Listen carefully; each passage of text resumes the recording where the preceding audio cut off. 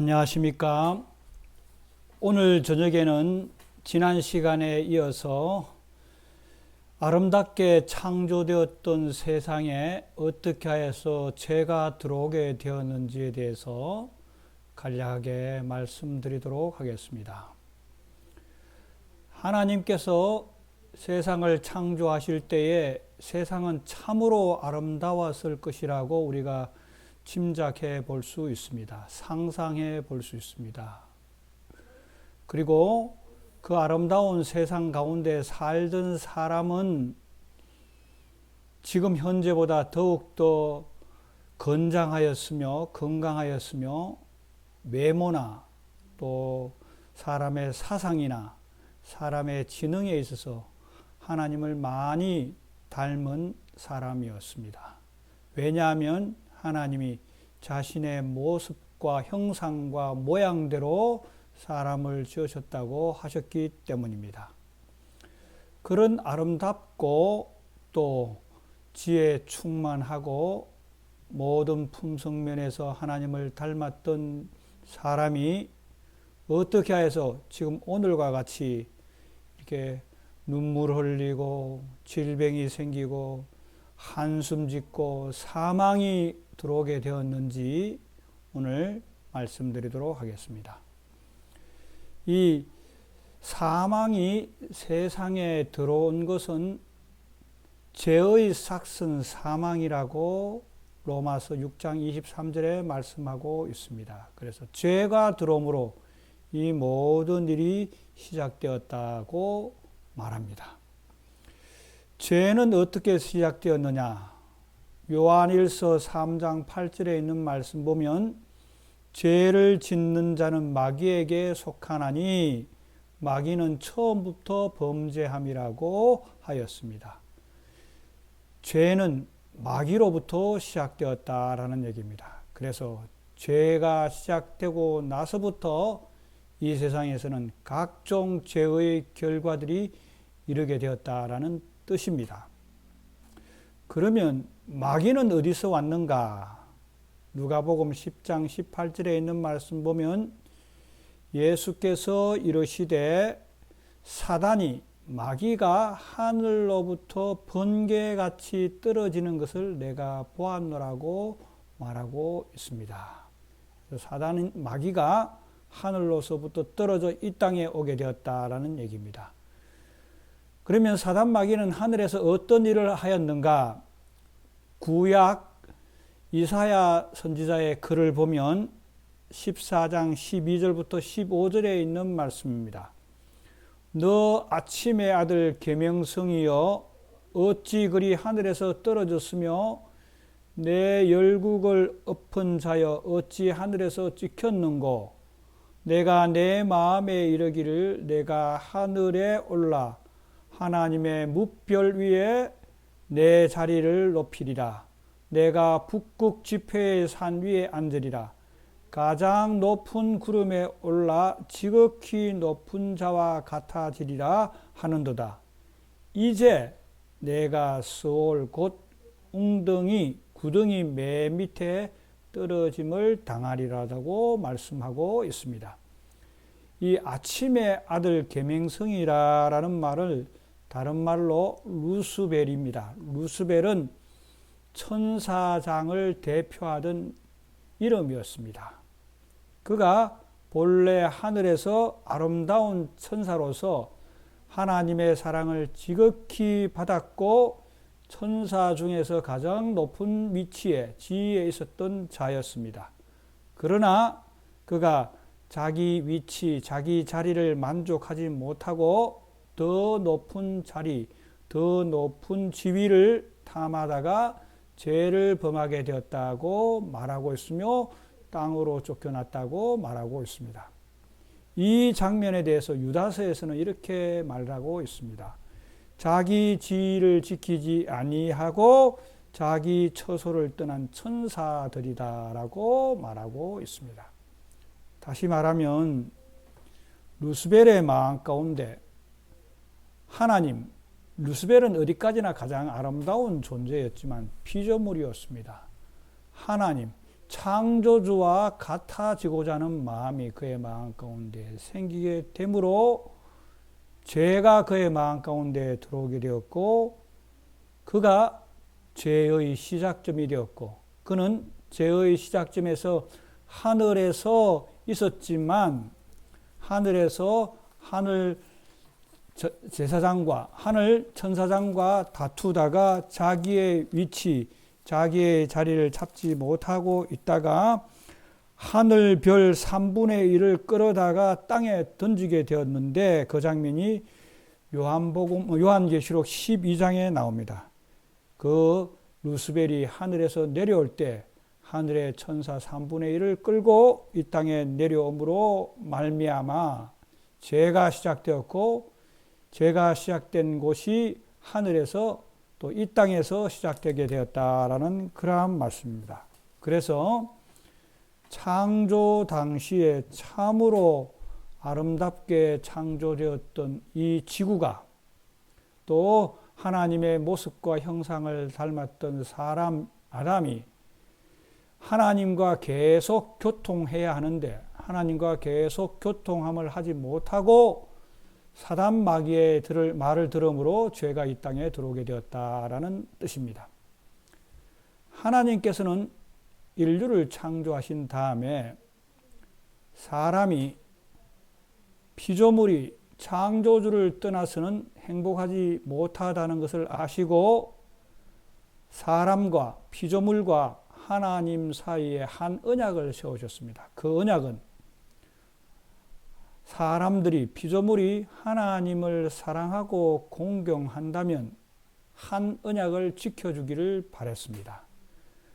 그 언약을 지킬 때만, 자의적으로 순종할 때만 행복하다는 것을 하나님께서 아셨기 때문에 한 언약을 세우셨습니다. 그 언약은 창세기 2장에 있는 말씀 보면 여호와 하나님이 동방의 에덴 동산을 창설하시고 그 지으신 사람을 거기 두시니라. 여호와 하나님이 그 땅에서 보기에 아름답고 먹기에 좋은 나무가 나게 하시니 동산 가운데는 생명나무와 선악을 알게 하는 나무도 있더라.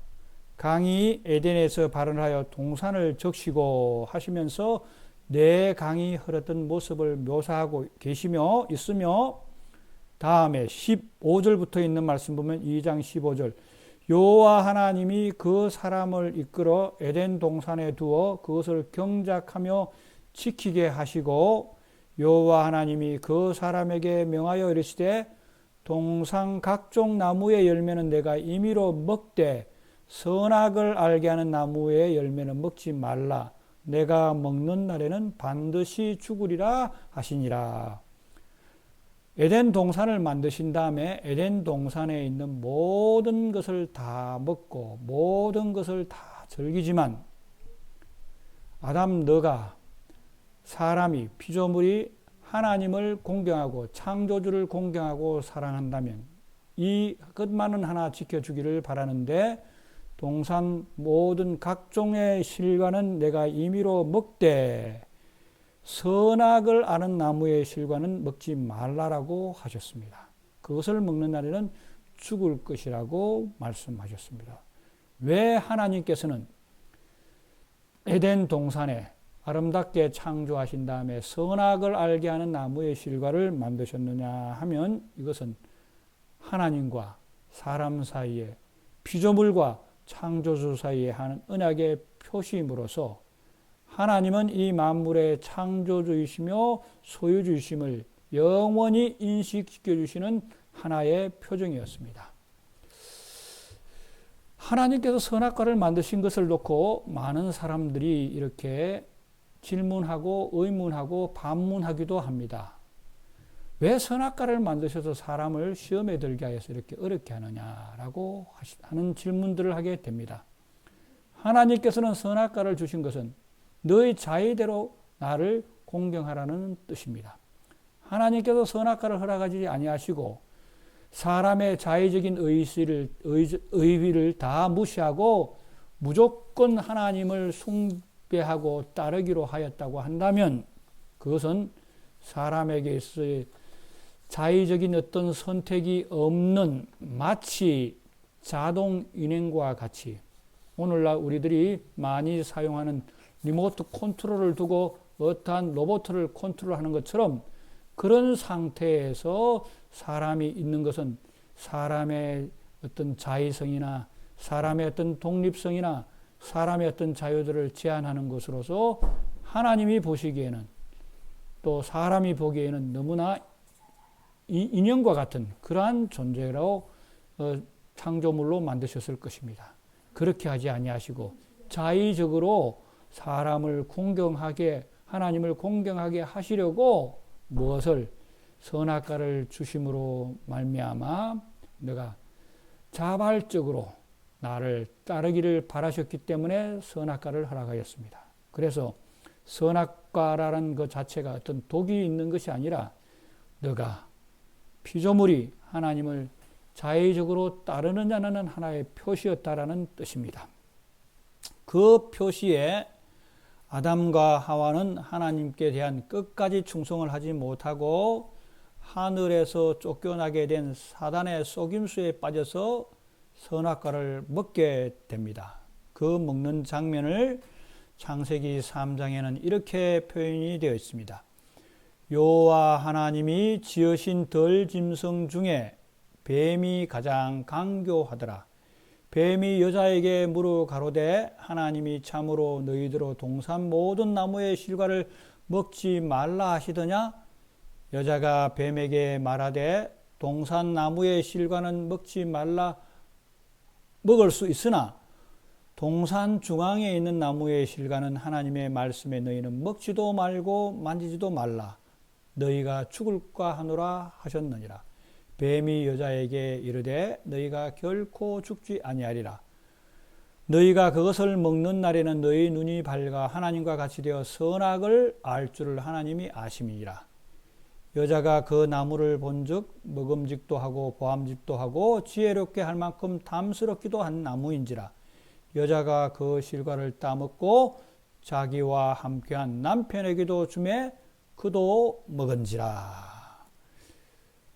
아담과 특별히 하와가 사단의 꾀임에 꼬여서 하나님께서 먹지 말라고 하는 선악을 알게 하는 나무의 실과를 먹음으로 아담이 먹음으로 이 세상에 불행이 시작되게 되었습니다.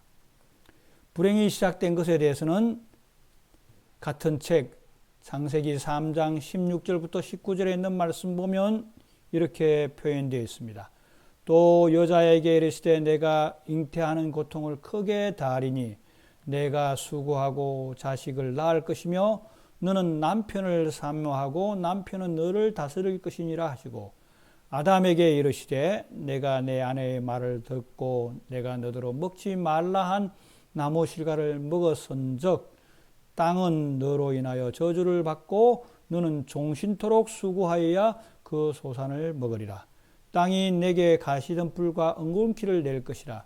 너의 먹을 것은 밭의 채소인즉 내가 얼굴에 땀을 흘려야 식물을 먹고 필경은 흙으로 돌아가리니 그 속에서 내가 치함을 입었습니다. 너는 흙이니 흙으로 돌아갈 것이니라 하시니라. 죄를 범함으로 말미암아 이 땅에 고통이 오게 되고 우리가 땀을 흘려야 먹을 것을 먹게 되었으며 종국에는 흙으로 돌아가는 죽음을 이룰 수밖에 없는 비참한 최후를 맞이하게 되었다라는 말씀입니다. 이 아담과 하와가 선악을 알게 하는 나무의 실과를 먹기 전에는 여호와 하나님께서 언제든지 또 아담과 하와가 자신들이 원하면 언제든지 하나님께 나아가서 하나님과 대면하여서 얘기하고 말할 수 있는 특권들이 주어져 있었습니다. 그리고 이 죄를 범하기 전에는 이 땅에 있던 생명체들이 죽지 아니하였으며 시들지 아니하였으며 나뭇잎이 떨어지거나 동물들이 서로 싸우거나 강한 것이 약한 것을 잡아먹는 경우가 없었습니다. 그러나 죄를 범함으로 말미암아 그런 것들이 오게 되었고 더욱이 사람에게는 고통이 이르게 되었으며 사람의 최후는 어떻게 되었느냐 하면 너는 흙이니 흙으로 돌아갈 것이라고 선언하셨으며 마침내 하나님께서는 죄를 지은 아담이 죄를 지은 사람이 영원히 사는 것은 불행하다는 것을 아시고 창세기 3장 24절 이같이 하나님이 그 사람을 쫓아내시고 에덴 동산 동편에 그룹들과 두루 도는 하연금을 두어 생명나무의 길을 지키게 하시니라. 다시는 생명나무의 길로 가지 못하도록 길을 막으셨다라는 뜻입니다. 참으로 인간은 비참한 현실에 비참한 운명에 처하게 되었다라는 뜻입니다.